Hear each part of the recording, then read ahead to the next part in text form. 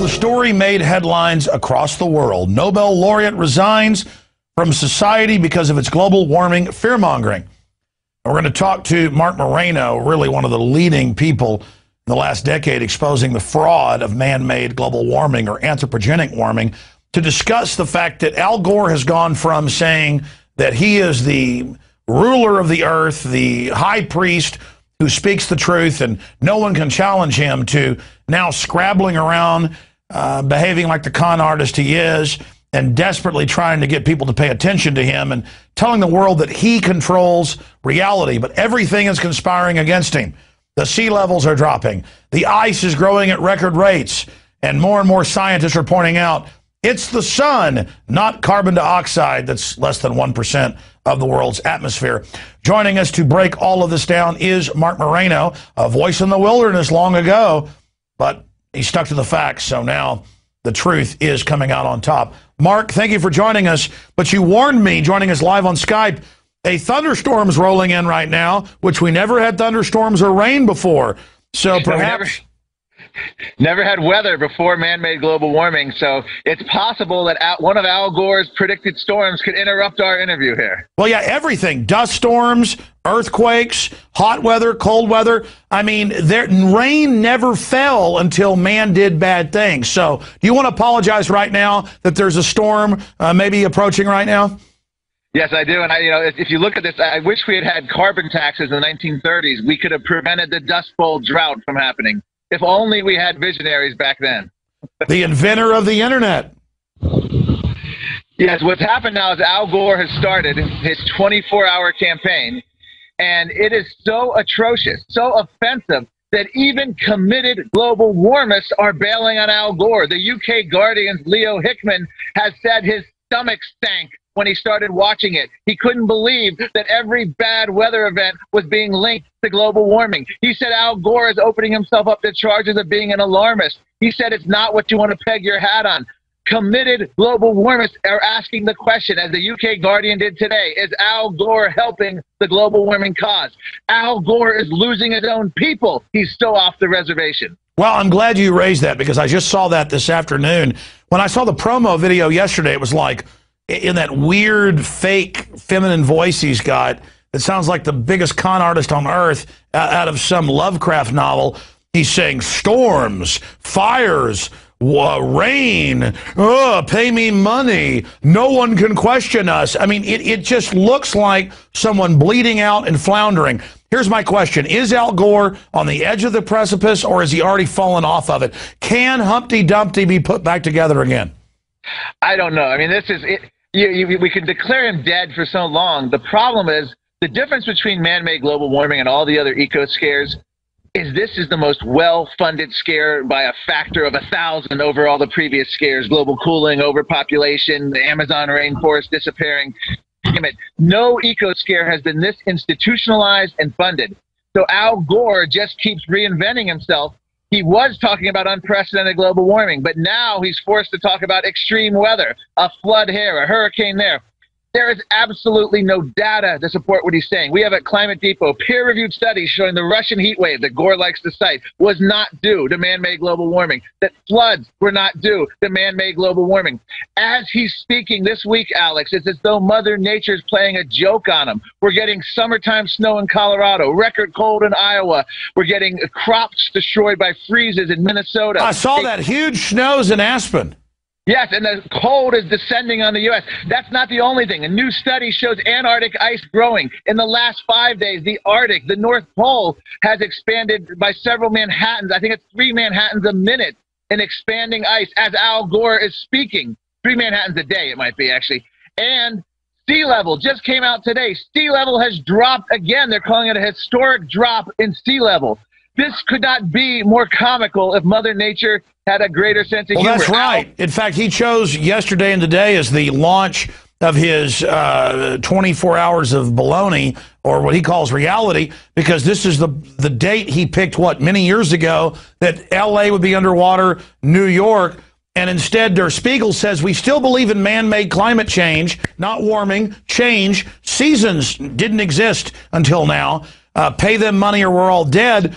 But now Der Spiegel's saying sea levels dropping is global warming. Yes, they're absolutely, no matter what happens. And here's what, at Climate Depot, we actually documented dozens of peer-reviewed studies literally predicting the exact opposite of each other. We have studies predicting more drought, less drought, more floods, less floods, more hurricanes, less hurricanes. And why do they do that? Now, no matter what weather event happens, they can say, we predicted it. And the bottom line is they predict everything and anything, whatever the weather, whether ice caps expand or retreat, it's all consistent with man-made global warming. And this is the new attack pattern. I've noticed this the last 2 years. 2 years ago, that Obama talking point came out. Even the New York Times reported on it. They just said, we're going to call all change, seasons, snow, hot, cold, everything. So it's kind of like buying every square on a craps table or every number on a roulette. And so no matter what happens, they're like, oh, my God, there were forest fires. Well, we've always had, it's just, oh, my God. But then meanwhile, the sun has nothing to do with it, they claim. No, in fact, here's the real story. Hundreds of factors make up our global temperature, and even warmest sites like realclimate.org has admitted this. Everything from tilt of the Earth's axis to ocean cycles to clouds, water vapor, methane, CO2, volcanoes, land use, deforestation, you name it. And what Al Gore has tried to do and what the global warmists have tried to do through the United Nations, through the corrupted science, is try to claim that one of these hundreds of factors that influence our temperature, if we can tweak that on the margin, we can somehow control the Earth's thermostat. This is now classic witch burning. Al Gore is engaging in a classic witch burner mentality. He's basically saying, we never had this kind of weather before those witches moved in the neighborhood, before you own your SUV, before you had central air conditioning and heating in your home. And they want people not only to feel guilty, but they want them to think that acts of United Nations treaties and acts of Congress, taxes, and legislation can control the weather. We are no better now than pagan cultures, than ancient civilizations like the Aztecs in 1450, who slaughtered thousands of people to appease the angry gods to end a drought.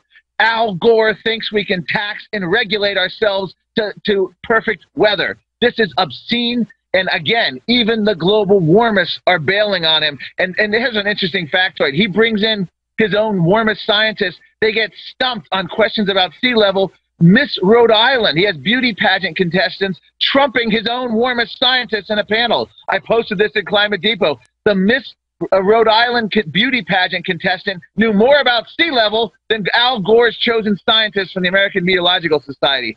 This is an embarrassment of riches. It's a question of how anyone's going to sit through 24 hours and just pick all this beautiful, inane, sophomoric, sappy, maudlin nonsense out. But Al Gore has provided us with a rich environment. But it looks like even the German media is ignoring it. The U.S. media is. Well, that was my point, is that, wow, how the great have fallen. This was a guy who for decades would lecture us all, and the media, oh, yes, sir, oh, we'll all be dead soon. And now your analogy is spot on, where they would sacrifice 10,000 people on certain holidays, not just in the Aztec culture, but the Druids would sacrifice people as well. When there was an eclipse, oh, God, make the sun god bring the sun back, or make the moon god bring the moon back. I mean, he's literally saying you've got this gas that's 0.0360 and has been 30% of the atmosphere before, thousands of times higher. Last 200,000 years, 14 times higher. And this thing, clearly in the public graphs in every university, heat goes up, carbon dioxide goes up after it, and he's lying and flipping it, and all of this hoax comes out, and his response is to come out and say, we're hoaxing. Here's my question for you.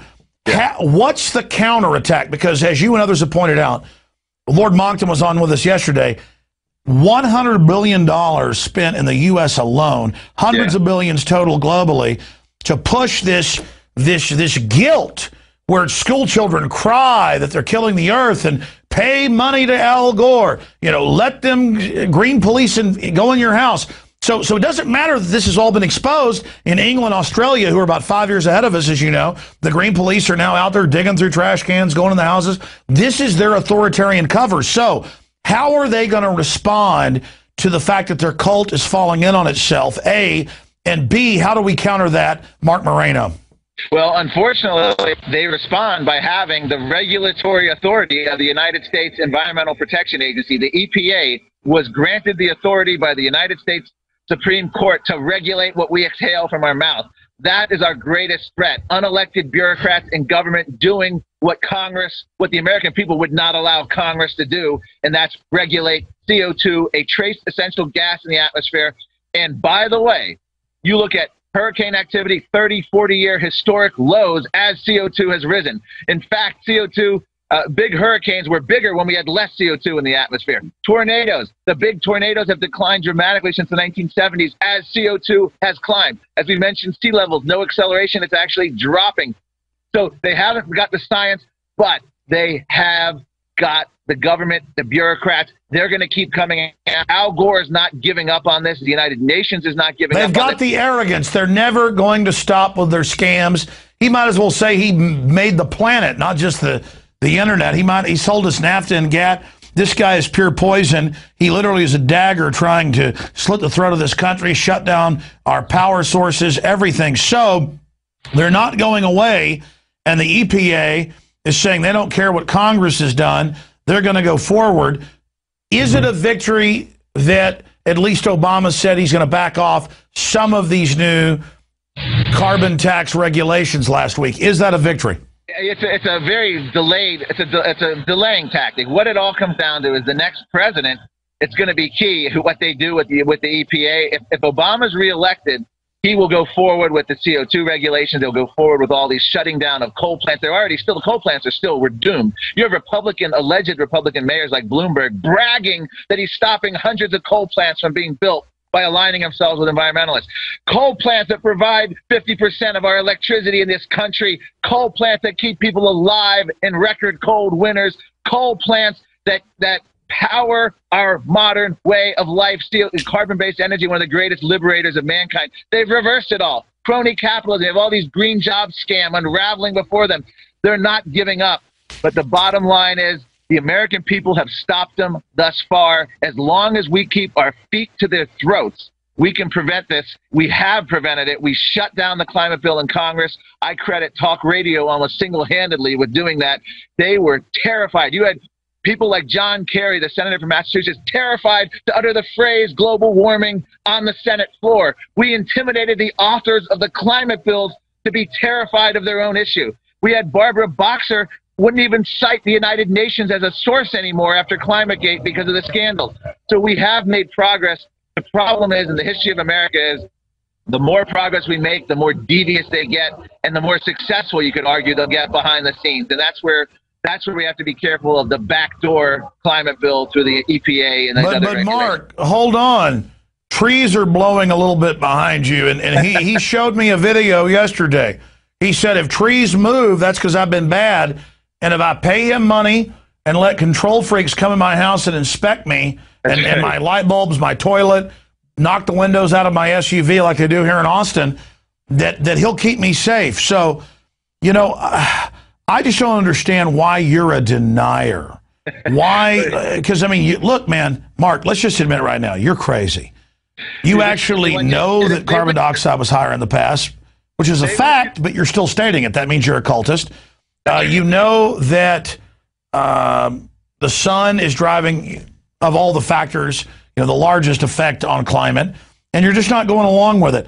Wouldn't it just be better to slit your wrist politically and psychologically and spiritually and get into that hot bathtub with Al Gore? I mean, Man Bear Pig cares about America. And, I've been sarcastic, but closing here, at the end of the day, we know it's a power grab. GE can keep its plants open. The competition can't.